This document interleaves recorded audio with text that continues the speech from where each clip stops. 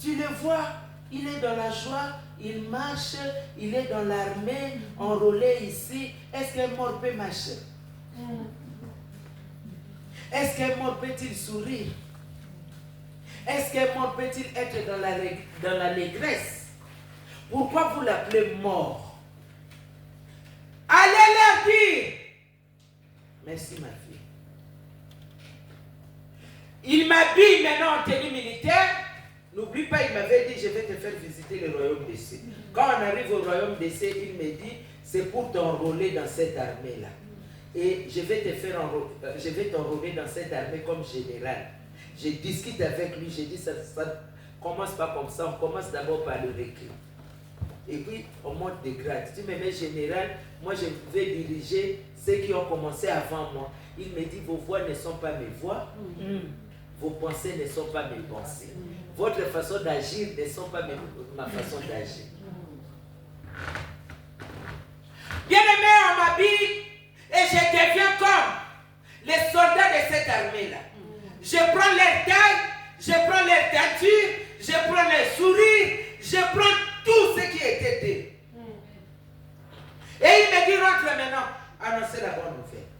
Je reviens, je suis entré dans ma chambre à coucher, je trouve mon enfant toujours endormi. Et le matin, c'était vraiment vers les premières heures de la matinée. Je prends ma douche, je viens, j'ouvre mon placard pour prendre l'habit, m'habiller pour aller chercher une femme. Je connaissais cette femme-là, une voisine. Je sais qu'elle, elle priait, elle allait à l'église, elle connaissait les choses de Dieu. Donc je me suis dit que j'allais la voir pour lui dire ce que je viens de vivre. Elle au moins, elle peut m'expliquer. Parce qu'elle, elle connaît les choses de Dieu. Bien aimé dans le Seigneur, au contraire, c'est elle qui priait pour moi. Elle a jeûné 3 jours et 3 nuits sans manger, sans boire, pour moi, sans me dire quoi que ce soit. Et c'est le 3e jour de son jeûne et prière que Dieu est venu me visiter. Au lieu de la visiter, Dieu est venu me préparer parce que Dieu savait qu'elle, si elle me prêche, je n'allais pas accepter. Bien-aimé, prions les uns pour les autres. Ta prière peut sauver ton frère. Ta prière peut sauver ton ami. Ta prière peut sauver ton mari. Ta prière peut sauver ta femme. Ta prière peut sauver les voisins. C'est la prière d'une voisine qui m'a sauvé.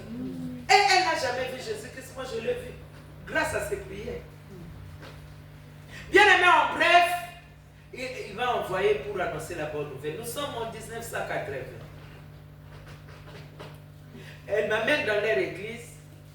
Je me fais baptiser, accepter Christ et baptiser. On me met dans le comité d'évangélisation de la paroisse là pour aller évangéliser. Je ne connais pas la Bible, je ne connais pas la parole de Dieu, rien du tout, je ne connais pas. Dans notre temps, bien aimé, je continue seulement à vivre avec cet homme-là. Nous sommes en 1980. J'ai déjà fait la visitation divine. Je commence à aller à l'église et à écouter la parole. Mais je reste toujours accroché à cet homme-là. Bien aimé, quand quelqu'un accepte Jésus-Christ comme Seigneur et Sauveur, c'est son cœur, son esprit et son cœur qui est sauvé. Mais l'âme ne sera sauvée, restaurée que plus tard en écoutant la parole de Dieu. L'âme, c'est comme un ordinateur. L'âme, mon âme n'avait enregistré que les péchés. Mon âme avait enregistré l'adultère. Mon âme avait enregistré l'argent. Mon âme avait enregistré le bien-être. Pour que cette âme-là soit restaurée, vidée, il faut qu'il y ait de nouvelles données. Et les nouvelles données, on ne peut les recevoir qu'en écoutant la parole de Dieu.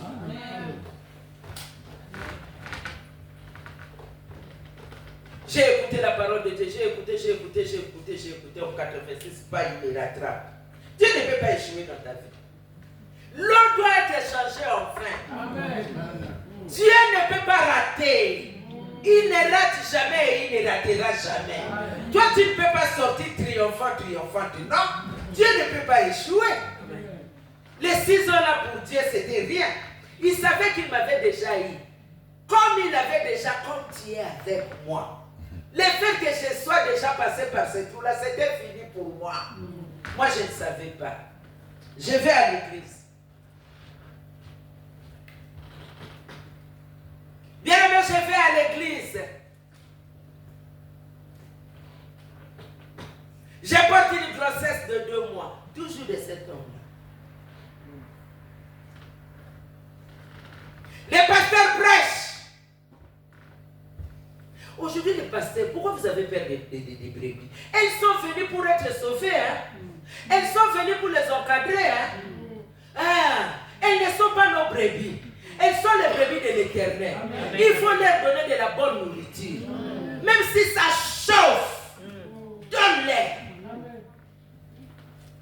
Ils ne sont pas venus pour mourir à l'église.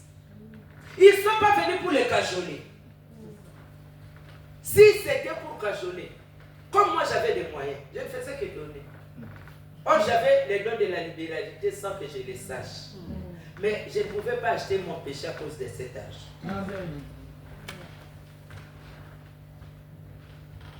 Le pasteur dira, c'était le jour de la Sainte Seine.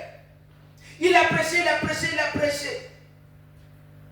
Et puis il dit, vous les adultères, vous les impudiques, vous les tels que nous avons énumérés là.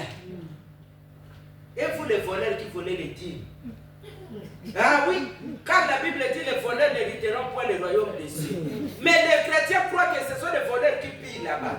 Non. Et même s'il ne pille pas, il est païen, il ira en enfer s'il n'accepte pas Christ. Les voleurs dont la Bible parle, c'est nous autres, toi et moi, nous volons Dieu. Et ils volent les hommes. Mais ceux qui volent les dîmes volent Dieu. Donc nous sommes plus voleurs qu'eux. Ah, voleur. Si on a posé quelque chose qui n'a pas payé sa dîme du mois d'août, vous avez payé. Outika, nake musika. Outika. Bon, soyez bien. Les voleurs n'hériteront point, hein? Il ne faut pas badiner avec la parole de Dieu. Il ne faut pas badiner avec la parole de Dieu. Mettez la parole en pratique dans son entièreté. Ah, que tu sois passé, tu dois payer la dîme. Je paye mes dîmes. J'ajoute les libéralités. J'ai fait le monde. Nous avons 2 orphelinats. Le 3e vient de s'ajouter à Goma, là où il y a la guerre. As-tu déjà envoyé du pain à Goma? Moi, j'ai déjà envoyé du pain à Goma. Et je t'en conjure de le faire. Amen. Ce sont les enfants que tes frères et sœurs ont laissés. Mais il faut les voir. J'ai des images. Celui qui veut voir des images, vois-moi après les culte.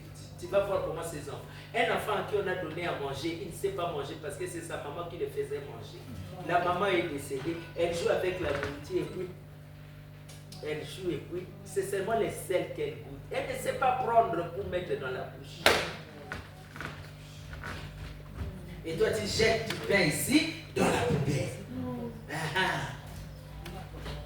Celle qui est morte là, c'est ta soeur. Parce que nous sommes distraits. Raison pour laquelle nous ne pouvons pas travailler pour l'Éternel comme il se doit. On est distraits. On ne cherche rien. Nous nous contemplons.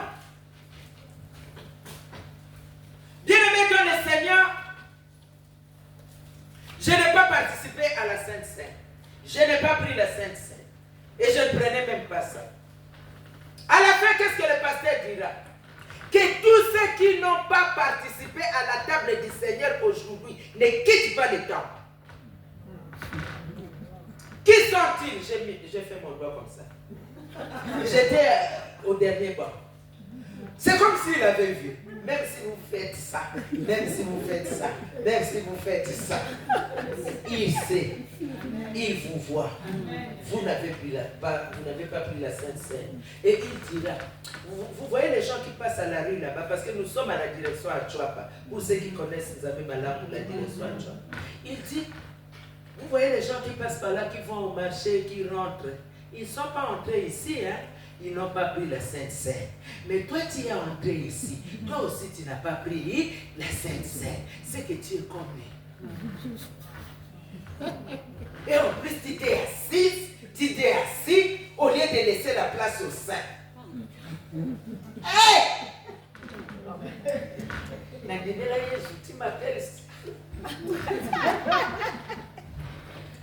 Bien-aimé, il dit vous n'allez pas quitter ce temple si vous ne renoncez pas à vos péchés. Il faut renoncer à la chose qui t'a empêché de prendre la Sainte Seine.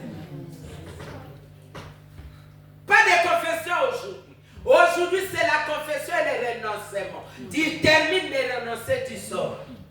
Tu ne renonces pas, tu restes. Et il fait sa prière. Écoutez la prière.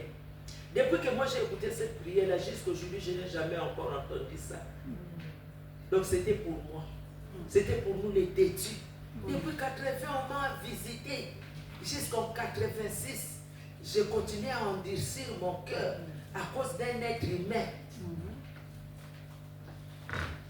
À cause d'un être humain. Seigneur, nous avons lu dans la Bible ce qui est arrivé à Anania et à sa fille.